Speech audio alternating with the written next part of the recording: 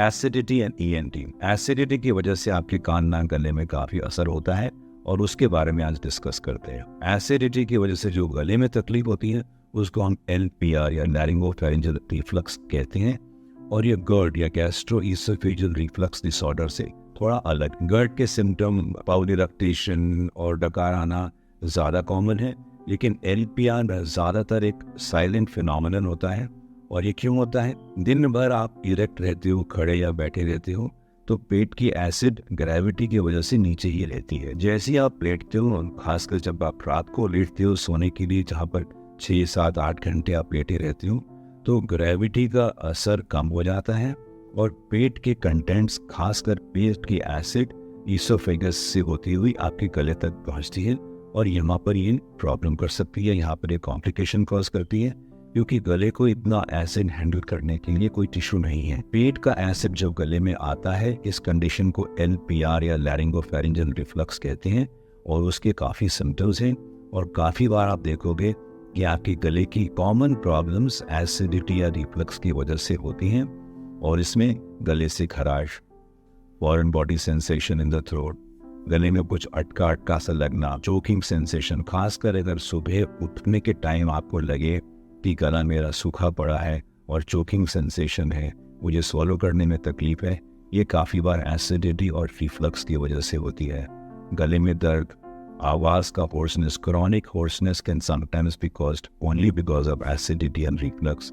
और क्रॉनिक कॉफ, क्रॉनिक कॉफ एसिडिटी का एक साइड इफ़ेक्ट है, और काफ़ी बार हमने देखा है कि एसिडिटी को ट्रीट करने से इस तरह की खांसी ठीक होती है, लेकिन जांच कराने के बाद मैं ये नहीं सजेस्ट करूँगा कि आप अपने आप इस चीज़ का इलाज करिए। Dysphasia can also be caused by acidity, और ये थोड़ा सीरियस मामला भी हो सकता है, और इसके लिए आपको ज़रूर अच्छी तरह से जांच करानी चाहिए, क्योंकि chronic acidity can also cause some problems in the oesophagus, और कभी कभी आपको स्वॉलो करने में भी परेशानी होती है। गले में ही नहीं, हमने ये देखा है कि एसिडिटी एंड रिफ्लक्स के असर आपके नाक में, आपके साइनसेस में और आपके कान में भी होते हैं।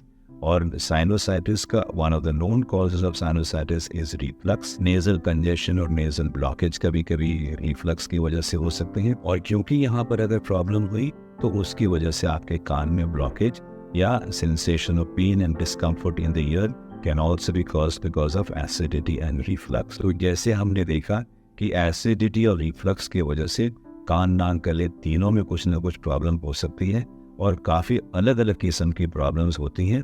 तो एसिडिटी को कंट्रोल करना बहुत ज़रूरी होता है, और अगर इस तरह के आपके सिम्टम हैं तो अपने ENT स्पेशलिस्ट को ज़रूर दिखाएं। ज़्यादातर हम एक laryngoscopy, 70 degree laryngoscopy, 90 degree laryngoscopy, या जिसको रिजिड टेलीस्कोपी कहते हैं, उसके ज़रिए आपके लैरिंग्स को अच्छी तरह से एग्जामिन करते हैं और देखते हैं कि एसिडिटी की वजह से तो कुछ चेंजेस नहीं हैं जो बहुत क्लियरली डॉक्टर को दिखते हैं। खासकर पोस्टीरियर लैरिंग्स में इसके चेंजेस आते हैं, इंटर एरिटोनॉइड लैमिनेशंस या एरिटोनॉइड के ऊपर रेडनेस एंड स्वेलिंग होती है, और वो आपका ENT स्पेशलिस्ट देख के जांच करके बता सकता है आपको। तो अगर आपको थोड़ा सा भी शक है कि आपके गले में तकलीफ है, आपके साइनस में तकलीफ है, और आप कुछ सोच रहे हैं कि शायद ये साइनस और गला जो मेरा ख़राब है ये एसिडिटी या रिफ्लक्स की वजह से है, तो ज़रूर एक बार दिखाओ, क्योंकि इसका इलाज हो सकता है।